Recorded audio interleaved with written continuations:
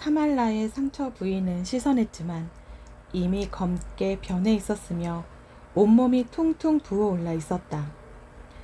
무약을 입속으로 넣어주자 그녀는 의식을 되찾았다. 그녀는 오두막 안에 놓여있는 시타르타의 잠자리에 누워있었는데 머리맡에는 예전에 그녀를 그토록 사랑하였던 시타르타가 몸을 굽힌 채 서 있었다. 그녀는 꿈을 꾸고 있는 것 같은 생각이 들었다.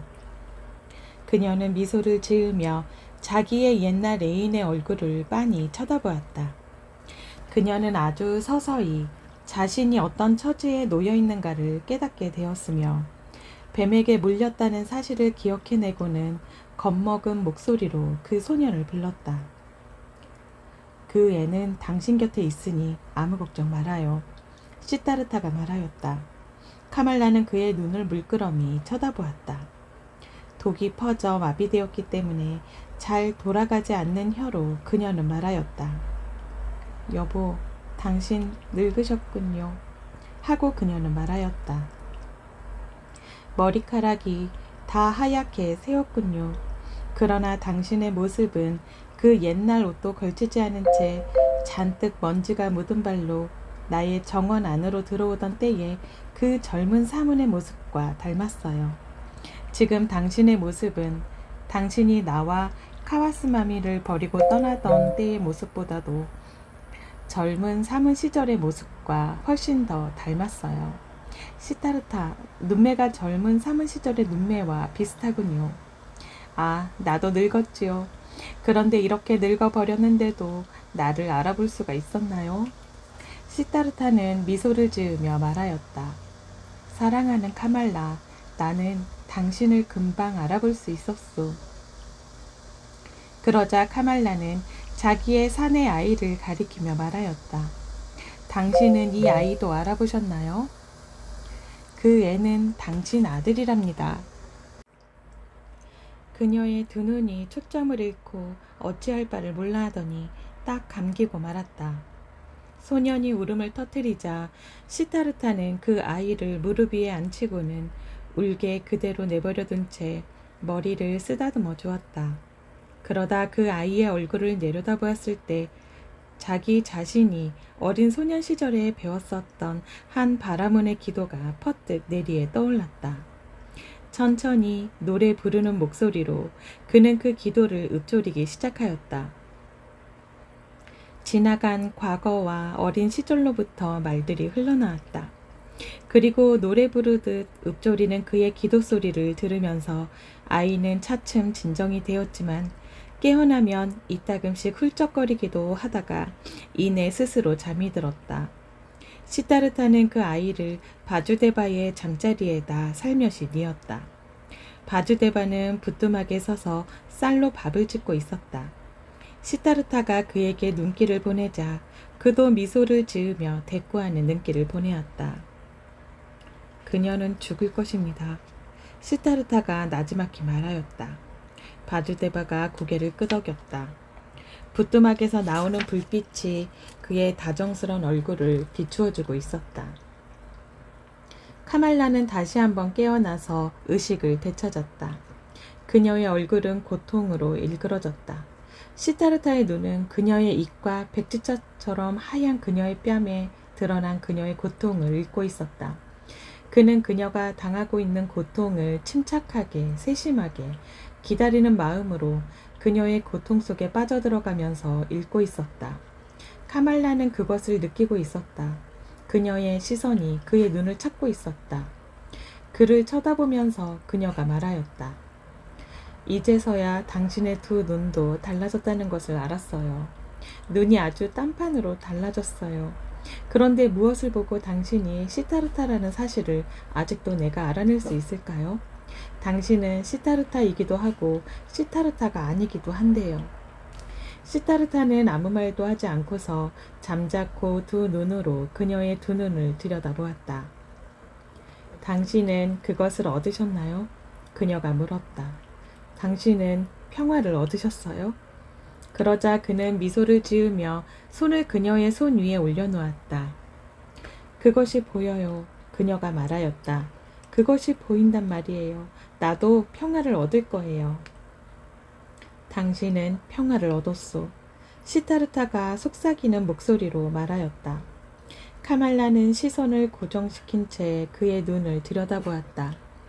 그녀는 자기가 완성자의 얼굴은 어떤가를 보기 위하여 그 완성자의 평화를 호흡하기 위하여 고타마 안테로 순례의 길을 떠나려 했었는데 고타마 대신에 이제 시타르타를 보게 되었으며 이것은 잘된 일이라고 고타마를 만난 것만큼이나 잘된 일이라고 생각하고 있었다. 그녀는 그런 생각을 그에게 이야기하고 싶었지만 그러나 그녀의 혀가 이제 더 이상 그녀의 의지를 따라주지 않았다. 그녀는 아무 말도 못한 채 그저 그를 쳐다보고만 있었으며 그는 그녀의 눈에서 생명의 등불이 꺼져가고 있음을 알 수 있었다. 마지막 고통이 그녀의 눈을 가득 채웠을 때, 마지막 전율이 그녀의 사지 위로 퍼졌을 때 그는 손가락으로 그녀의 눈을 감겨주었다. 오랫동안 그는 그 자리에 앉아 영원히 잠들어버린 그녀의 얼굴을 내려다보았다. 오랫동안 그는 그녀의 이를, 얄팍하게 되어버린 입술을, 한 그녀의 늙고 피곤에 지친 입을 찬찬히 바라보고 있었다. 그러다가 그는 자기가 일찍이 인생의 청춘 시절에 이 입을 막 터진 듯한 무화과 열매에 비유했었던 적이 있었음을 기억해냈다. 그는 오랫동안 앉아서 그녀의 창백한 얼굴을, 피로에 지친 주름살을 들여다보았으며 그녀를 바라보는 일에 온통 정신이 팔려 있었다. 한참 바라보다 보니 그녀의 얼굴과 마찬가지로 백지장처럼 하얗게 되고 생명의 빛을 잃은 채 거기에 누워있는 자기 얼굴도 보였다. 그와 동시에 그의 얼굴과 그녀의 얼굴이 붉은 입술과 타는 듯한 눈동자를 지닌 젊은 시절의 얼굴이 되어 있는 것이 보이기도 하였다. 그러자 현재와 동시성이라는 감정이, 영원성이라는 감정이 그의 마음을 파고들어와 온통 가득 채웠다. 그는 그 순간 모든 생명의 불명성과 모든 순간의 영원성을 깊이, 그 어느 때보다도 더 깊이 느꼈다. 그가 몸을 일으키자 바주데바는 그에게 밥을 차려 주었다. 그렇지만 시타르타는 밥을 먹지 않았다. 그 두 늙은이는 염소를 키우는 외양간에 집을 깔아 잠자리를 만들었다. 그리고 바주데바는 잠을 자기 위하여 들어 누웠다. 그러나 시타르타는 밖으로 나가 강물 소리에 귀를 기울이면서 과거라는 파도에 씻겨 넘어지면서 자기가 살아온 인생의 모든 시간들과 접촉함과 동시에 그 시간들에 에워싸인 채 오두막 앞에 앉아 꼬박 밤을 새웠다. 그는 가끔씩 몸을 일으켜서는 오두막 문 옆으로 가서 소년이 자고 있는지 아닌지 귀 기울여 보기도 하였다. 다음 날 아침 일찍 아직 해가 모습을 보이기도 전에 바주데바가 외양간 밖으로 나와서는 친구인 시타르타에게 갔다. 당신은 한숨도 안 잤군요. 그는 말하였다. 그래요, 바주데바. 나는 여기 앉아 있었으며 나는 강물 소리에 귀를 기울였어요. 강은 나에게 많은 이야기를 해주었으며 나의 마음을 유익한 사상으로, 바로 그 단일성의 사상으로 온통 깊숙이 채워주었습니다. 시타르타, 당신은 고통스러운 일을 당했어요. 그러나 나는 당신의 마음속에 슬픔이 파고 들어가지는 않았다는 것을 알아요. 그래요. 도대체 내가 슬퍼해야 할 까닭이 뭐가 있겠습니까? 부유하고 행복하였었던 그때의 내가 지금은 훨씬 더 부유하고 훨씬 더 행복해졌습니다. 아들을 선물로 받았으니까요. 당신 아들은 나 역시 환영합니다. 시타르타. 이제 우리 일하러 갑시다. 할 일이 많아요. 옛날에 나의 아내가 죽었던 바로 그 자리에서 카말라도 죽었어요. 옛날에 내가 아내를 화장할 장작 더미를 쌓았던 바로 그 언덕 위에 카말라를 화장할 장작 더미를 쌓도록 합시다. 소년이 아직 잠들어 있는 동안에 그들은 화장할 장작 더미를 쌓았다. 소년은 겁을 먹은 듯 서먹서먹해하고 울먹이면서 어머니의 장례식에 참석하였다. 시타르타는 그 소년을 아들로서 기쁘게 맞아들였으며 바주데바의 오두막에서 자기와 함께 살고 싶다면 언제라도 환영한다고 말하였다. 그렇지만 소년은 슬픔에 잠긴 어두운 표정을 지은 채 서먹서먹해 하면서 시타르타의 말을 잠자코 듣고만 있었다. 소년은 창백한 낯빛을 하고 며칠 동안이나 어머니 무덤가에 앉아 있었으며 먹을 것을 입에 대지도 않으려고 하였다. 그는 두 눈을 꼭 감고 마음의 문을 닫은 채 운명에 저항하였으며 운명을 거역하였다. 시타르타는 그 아이를 조심스레 보살폈으며 그가 하는 대로 내버려 두었다. 그는 그 아이의 슬픔을 존중해 주었던 것이다. 시타르타는 아들이 자기를 알지 못하는 것을, 아들이 자기를 아버지로서 사랑할 수 없는 것을 이해하였다. 그는 11살 먹은 자기 아들이 버릇없는 아이라는 것도, 어머니한테 귀여움만 받으며 자란 응석바지라는 것도, 그리고 부자들의 온갖 습관에 젖어 자랐으며 좋은 음식과 푹신한 침대에 길들여져 있으며 하인들을 부리는 습관에 젖어 있다는 것도 서서히 알게 되었으며 이해하게 되었다. 시타르타는 버릇이 잘못된 데다 어머니를 잃은 슬픔까지 당한 그 응석바지가 이 낯설고 가난에 찌든 상황에 갑자기 그리고 선선히 만족할 수는 없다는 점을 이해하였다. 그는 그 아이에게 강요하지 않았으며 그 아이를 위해 많은 일을 해주었으며 언제나 가장 좋은 음식을 골라 먹였다. 느긋한 마음으로 그는 다정하게 참고 기다리면 결국 그 아이의 마음을 얻을 수 있을 것으로 기대하였다. 그 소년이 자기한테 왔을 때 시타르타는 스스로 부자이며 행복한 사람이라고 칭했었다. 하지만 그 사이에 제법 시간이 흘렀음에도 그 소년은 여전히 낯설고 어두운 표정을 하고 건방지고 불손한 마음을 드러내 보였으며 아무 일도 하려 들지 않았으며 두 노인을 어려워하며 공경하는 태도를 보여주지도 않았고 바주데바의 과일나무에서 열매를 훔쳐 먹기도 하였다.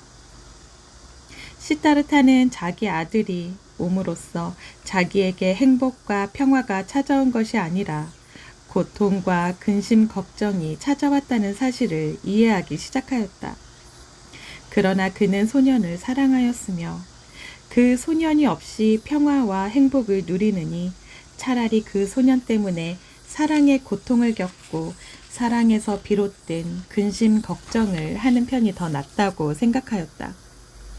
어린 시타르타가 오두막에 온 날, 두 노인은 일을 서로 분담하여 해오고 있었다.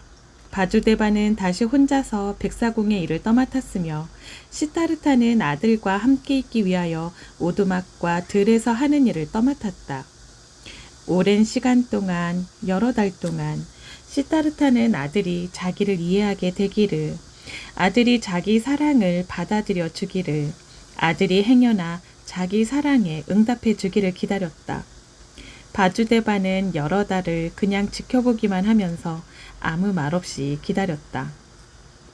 그러던 어느 날 어린 시타르타가 아버지한테 반항하면서 온갖 고집과 변덕을 부려 또다시 아버지의 마음을 몹시 아프게 하더니 급기야는 밥그릇 2개를 아버지한테 던져서 깨버린 일이 일어났다.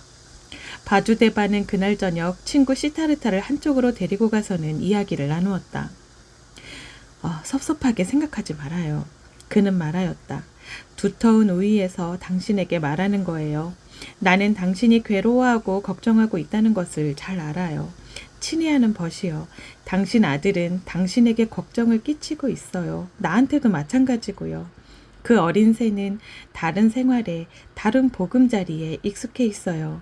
그 아이는 당신처럼 구토증이 나고 넌더리가 난 나머지 부와 도시로부터 탈출해온 것이 아니라 자기 의지와 어긋나게 그 모든 것을 뒤로하고 떠나올 수밖에 없었어요. 나는 강물에게 물어보았지요. 오 친구여, 여러 차례 나는 강물한테 물어보았지요. 그러나 강물은 그저 웃고 있어요. 강물은 나를 실컷 비웃고 있으며 강물은 나와 당신을 실컷 비웃고 있어요. 우리들의 어리석음을 보고 배꼽을 잡고 웃고 있다는 말이에요. 물은 물끼리 어울리고 싶어하고 청춘은 청춘끼리 어울리고 싶어하는 법이죠. 당신 아들은 지금 무럭무럭 자라날 수 있는 그런 곳에 있지 않아요.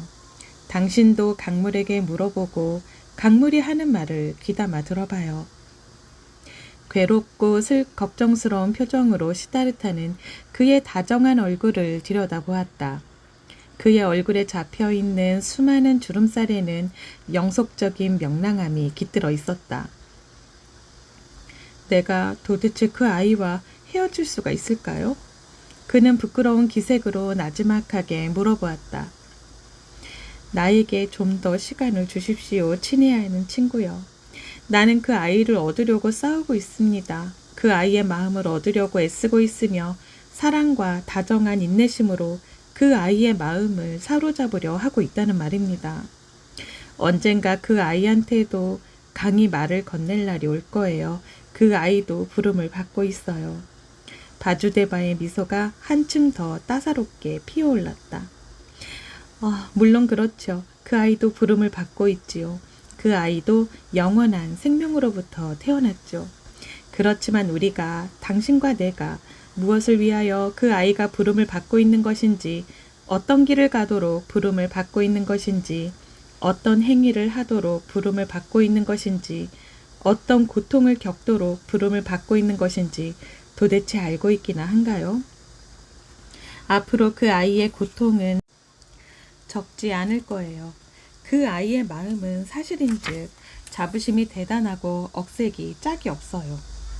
그런 마음을 가진 자들은 수많은 고통을 겪을 수밖에 없으며 수많은 방황을 할 수밖에 없으며 수많은 부당한 과실을 저지를 수밖에 없으며 수많은 죄악의 짐을 짊어질 수밖에 없는 법이에요. 친애하는 친구여, 한번 말해봐요. 당신은 당신 아들을 교육시키고 있는 것은 아닙니까? 그 아이에게 강요하고 있는 것은 아닙니까?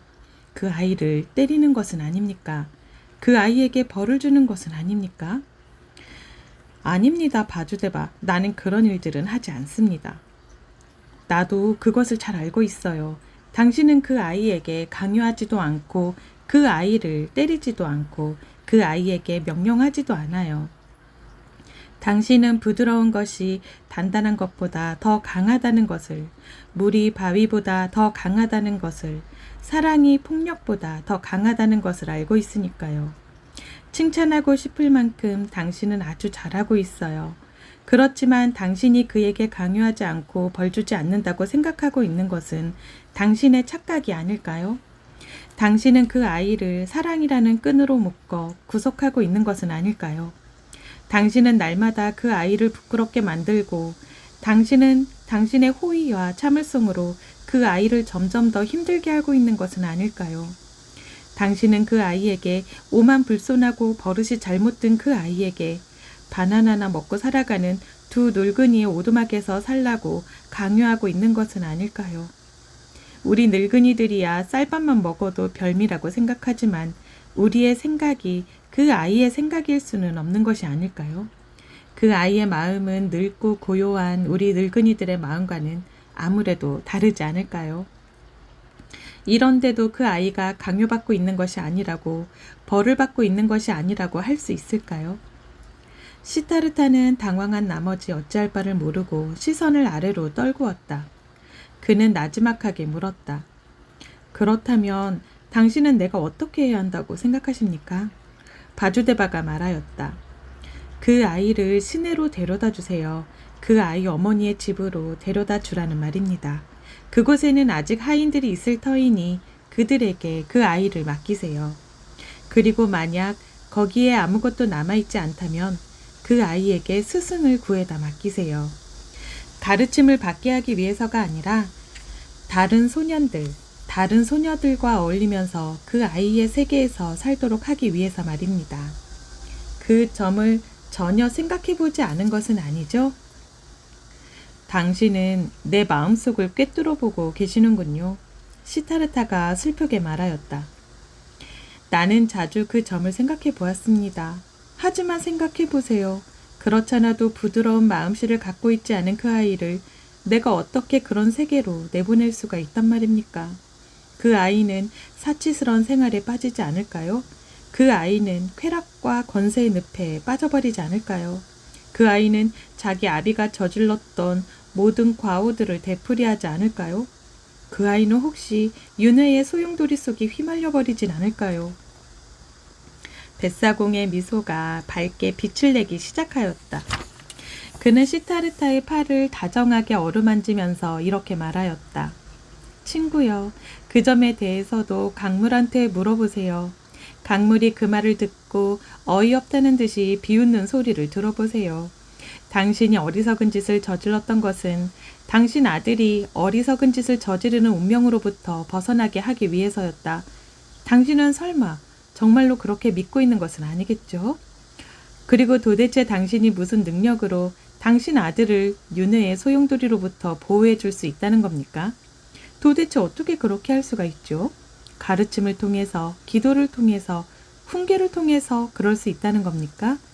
이보세요, 친구. 도대체 당신은 벌써 그 이야기를, 바라문의 아들 시타르타의 그 교훈적인 이야기를 몽땅 잊어버렸단 말인가요? 당신이 나에게 그 옛날 바로 이 자리에서 들려주었던 그 이야기 말이에요. 누가 사문인 시타르타를 윤회로부터, 죄업으로부터, 탐욕으로부터, 어리석음으로부터 지켜주었던가요? 아버지의 경검함, 스승들의 훈계, 자신의 자식, 자신의 구도 행위가 그를 지켜줄 수 있었던가요?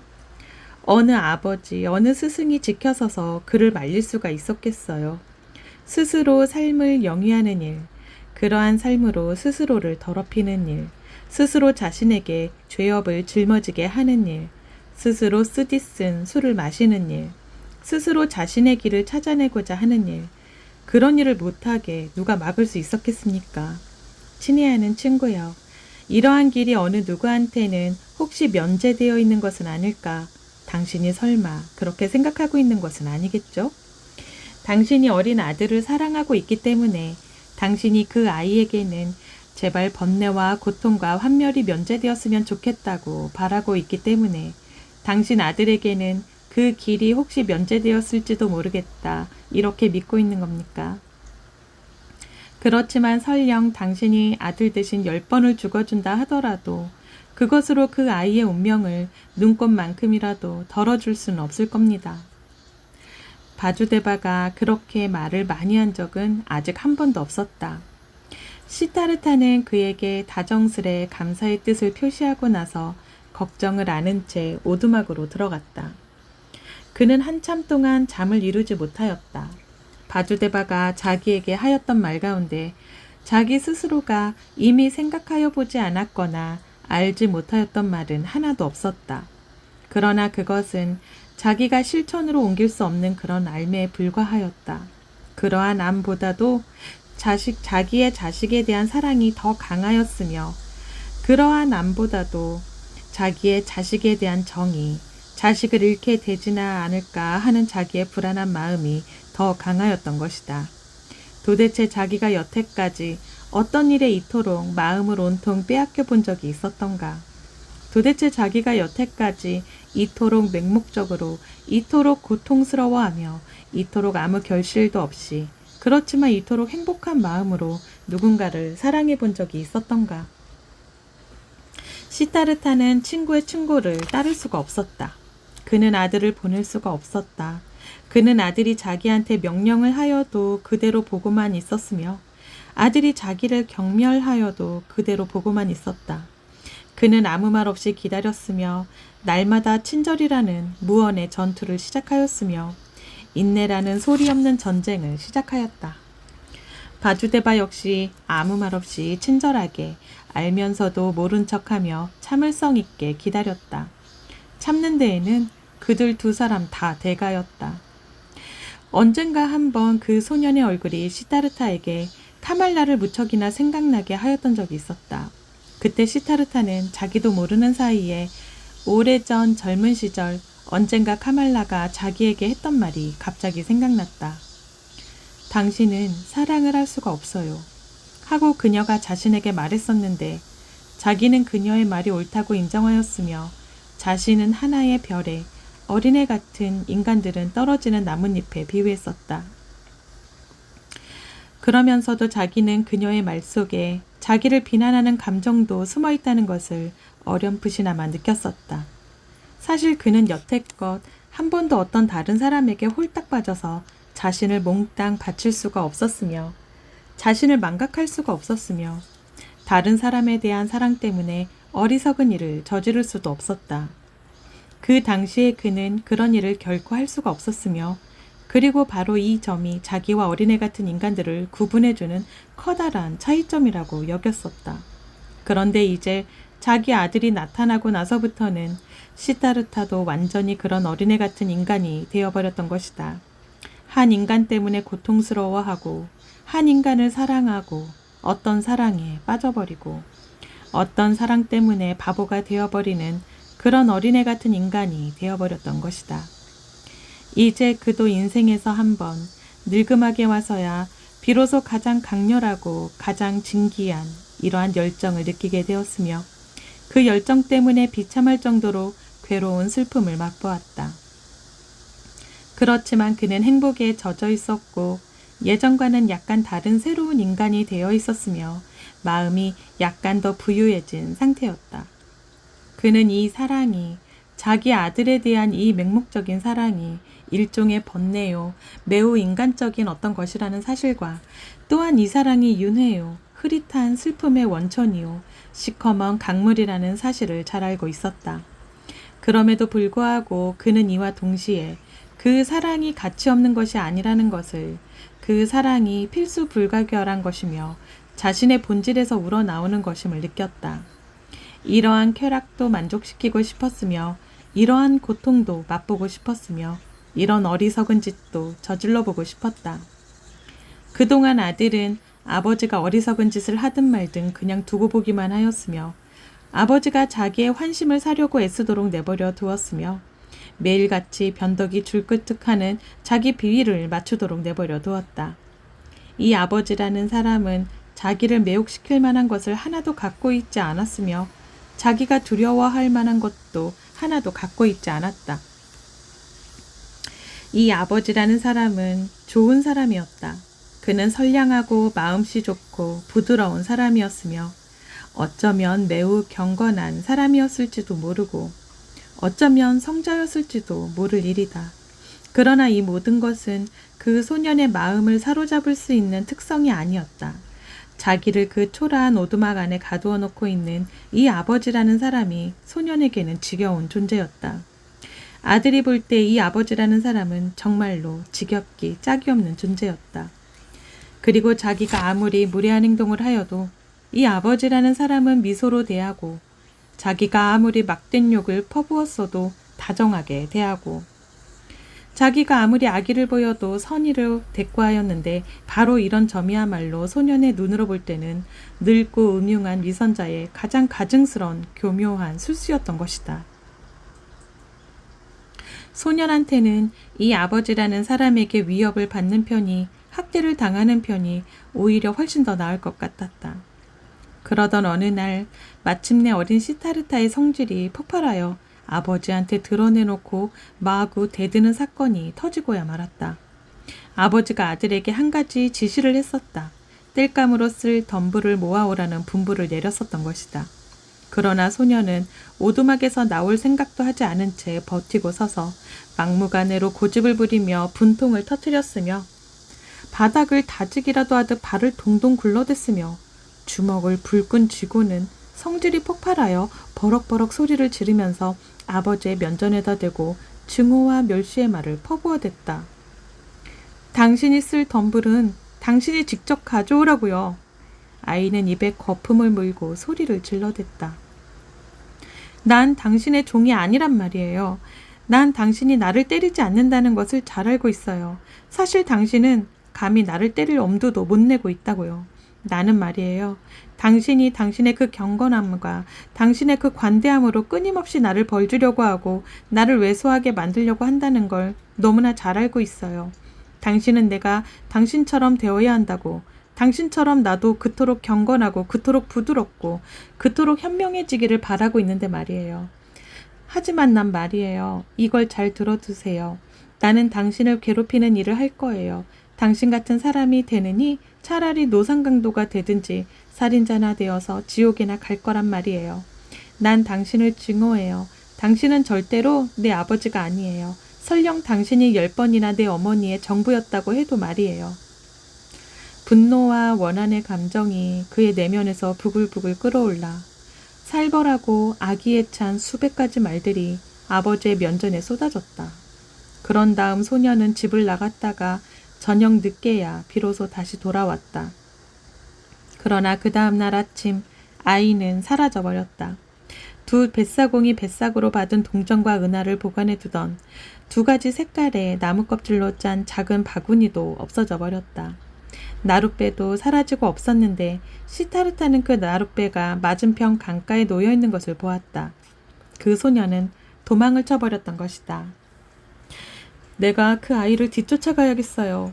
시타르타가 말하였다. 그는 어제 아이한테 욕을 얻어먹은 후부터 줄곧 너무나 비참한 심정이 되어 몸을 부르르 떨고 있었다. 어린애 혼자서는 숲을 빠져나갈 수 없습니다. 그 아이는 죽고 말 것입니다. 바주데바, 강을 건너기 위하여 우리는 뗏목을 만들지 않으면 안 되겠습니다. 우리는 뗏목을 만들 거요. 바주데바가 말하였다. 그 소년이 끌고 가버린 우리 배를 다시 가져오기 위해서 말이에요. 친구여, 하지만 그 아이는 그대로 도망가게 놔두는 게 좋을 것 같아요. 그 아이는 이제 더 이상 어린아이가 아니니 스스로 자구책을 강구하여 곤경에서 빠져나올 수 있을 겁니다. 그 아이는 시내로 가는 길을 찾아 나설 터인데 그 아이로서는 당연한 일이에요. 그 점을 잊어서는 안 됩니다. 그 아이는 당신이 해주어야 하는데 소홀하여 해주지 않았던 바로 그 일을 한 것입니다. 그 아이는 자기 스스로를 돌보고 있으며 제 갈 길을 가고 있는 거예요. 시타르타. 당신이 괴로워하는 것을 보고 있자니 나도 괴로워요. 그러나 당신이 당하고 있는 고통은 사람들이 대수롭지 않게 웃어 넘어버릴 그런 고통. 당신 스스로도 곧 웃어 넘겨버릴 그런 고통입니다. 시타르타는 아무런 대꾸도 하지 않았다. 그는 벌써 2 손으로 도끼를 잡아들었으며 대나무로 뗏목을 만들기 시작하였다. 그리고 바주데바는 시타르타가 풀을 엮어 만든 새끼줄로 대나무 다발을 묶는 일을 거들어 주었다. 그런 다음 그들은 뗏목을 타고 강을 건너기 시작하였는데 물살에 휩쓸려 상당히 멀리 떠밀려 내려간 후에야 맞은편 강가에 다다랐다. 무엇 때문에 당신은 도끼를 가져오셨죠? 시타르타가 물었다. 바주데바가 말하였다. 우리 나룻배에 노가 없어져 버렸을지는 모르는 노릇 아니겠소. 하지만 시타르타는 친구가 속으로 무슨 생각을 하고 있는가를 알았다. 바주데바는 그 아이가 분풀이를 하기 위해서 또는 자기들이 추적해오는 것을 방지하기 위해서 노를 내던져 버렸거나 부수어 버렸을 거라고 생각하고 있었던 것이다. 그리고 실제로 그 나룻배 안에는 노가 없었다. 바주데바는 그 나룻배의 밑바닥을 가리키며 빙그레 미소를 지으면서 친구 시타르타를 바라보았다. 그는 마치 당신 아들이 당신에게 하고 싶어하는 말이 무슨 말인지 이래도 모르겠소? 그 아이가 추격을 당하고 싶어하지 않는다는 것을 이래도 모르겠소? 하고 말하고 싶어하는 것 같았다. 그는 새 노를 만들기 시작하였다. 그러나 시타르타는 도망친 아들을 찾아 나서기 위하여 그에게 작별을 구하였다. 바주데바는 그를 말리지 않았다. 시타르타는 벌써 오랫동안 숲속을 헤매고 있었다. 그러던 도중에 그 아이를 찾아다니는 일이 쓸데없는 짓이라는 생각이 불쑥 떠올랐다. 그 아이는 자기가 따라잡을 수 없을 정도로 훨씬 앞질러 가서 벌써 시내에 들어가 있거나 또는 설령 그렇지 않고 도시로 가는 도중에 있다 하더라도 추적자인 자기를 피해 몸을 숨겨버릴 것이다. 이런저런 생각을 계속하다 보니 그는 자신이 아들을 걱정하고 있지 않다는 사실도 알게 되었으며 그리고 아들이 죽지도 않았을 것이고 숲속에서 위험에 처하는 일도 없으리라는 것을 자기가 마음 가장 깊은 곳에서는 알고 있다는 사실도 알게 되었다. 그렇지만 그는 쉬지 않고 계속 달렸다. 이제는 그 아이를 구해보겠다는 일념 때문이 아니라 오로지 행여라도 그 아이의 모습을 다시 한번 볼 수만 있다면 얼마나 좋을까 하는 간절한 마음에서 계속 달렸던 것이다. 그리하여 그는 마침내 도시 근교까지 달려가게 되었다. 도시 근교에서 폭이 넓은 거리에 다다랐을 때 그는 옛날에 카말라의 소유였던 그 아름다운 정원의 입구에 멈추어 섰다. 바로 그곳에서 그 옛날 자기는 가마에 타고 있던 카말라의 모습을 맨 처음 보았었다. 그 당시의 일이 그의 영혼 속에서 다시 생생하게 떠올랐다. 그는 이제 다시 거기에 서 있는 자신의 젊은 시절의 모습을 보았다. 수염이 텁수룩하게 난 벌거벗은 한 사문이 머리카락에 잔뜩 먼지를 뒤집어 쓴 모습이었다. 시타르타는 오랫동안 거기에 서 있었다. 그리고 열린 대문 틈으로 정원 내부를 들여다보았다. 누런 법복을 입은 승려들이 아름다운 나무들 아래에서 걸어다니는 모습이 보였다. 한참 동안 그는 깊은 사색에 잠긴 채 아련히 떠오르는 여러 모습들을 보면서 자기가 살아온 생애 이야기에 귀를 기울이면서 서 있었다. 한참 동안을 그는 그렇게 서 있었다. 그는 눈길을 돌려 승려들 쪽을 바라보았다. 그런데 어느 사이엔가 그의 눈에 보이는 것은 승려들의 모습 대신에 젊은 시타르타의 모습과 젊은 카말라가 그 높은 나무들 아래에서 거니는 모습이었다. 그는 자기가 카말라한테 대접을 받고 있는 모습, 자기가 그녀의 첫 입맞춤을 받고 있는 모습, 그리고 자기가 자신의 삼은 시절을 오만하고 경멸하는 태도로 되돌아보면서 자신만만하고 갈망하는 마음가짐으로 세속 생활을 시작하는 모습 등 지난 시절 자신의 모습을 분명하게 보았다. 그는 카마스와미를 보았으며 하인들과 술잔치, 주사위 노름꾼들, 악사들을 보았으며 새장에 갇혀있는 카말라의 지저귀는 새를 보았으며 이 모든 것들을 다시 한번 살려내었으며 윤회를 숨쉬었으며 다시 한번 늙고 피곤해 지쳐 다시 한번 구토감을 느꼈으며 다시 한번 자신을 파멸시키고 싶은 욕망을 느꼈으며 다시 한번 그 성스러운 오매의 힘으로 자신을 치유하였다. 시타르타는 그 정원의 대문 앞에 한참을 서 있었다. 그러고 나서 그는 자기를 이 장소까지 오게끔 내몰았던 욕망이 어리석은 욕망이라는 것을, 자기가 아들을 도와줄 수 없다는 것을, 자기가 아들에 집착하고 애착을 느껴서는 안 된다는 것을 깨달았다. 그는 도망친 아들에 대한 사랑을 마치 하나의 상처처럼 가슴속 깊이 느꼈으며 이와 동시에 이 상처가 결코 자기의 마음을 아프게 쑤셔 놓으라고 주어진 것이 아니라는 것을, 이 상처가 장차 틀림없이 활짝 꽃을 피우고 빛을 발하게 되리라는 것을 느꼈다. 이 시간에도 아직 그 상처가 꽃을 피우지도 않고 아직 빛을 발하고 있지도 않다는 사실이 그를 슬프게 하였다. 도망친 아들을 쫓아 여기까지 자기를 뛰어오게 만들었던 그런 욕심에 찬 목적의식이 사라져버리고 그 자리에 이제 공허한 마음이 대신 들어서 있었다. 비참한 심정이 되어 그는 땅바닥에 털썩 주저앉았다. 그는 자기의 마음속에 무엇인가가 죽어가고 있음을 느꼈으며 공허함을 느꼈으며 아무리 눈을 씻고 보아도 이제 더 이상 아무런 기쁨도 목적도 보이지 않았다. 그는 침잠 상태에 빠진 채 앉아서 마냥 기다리고 있었다.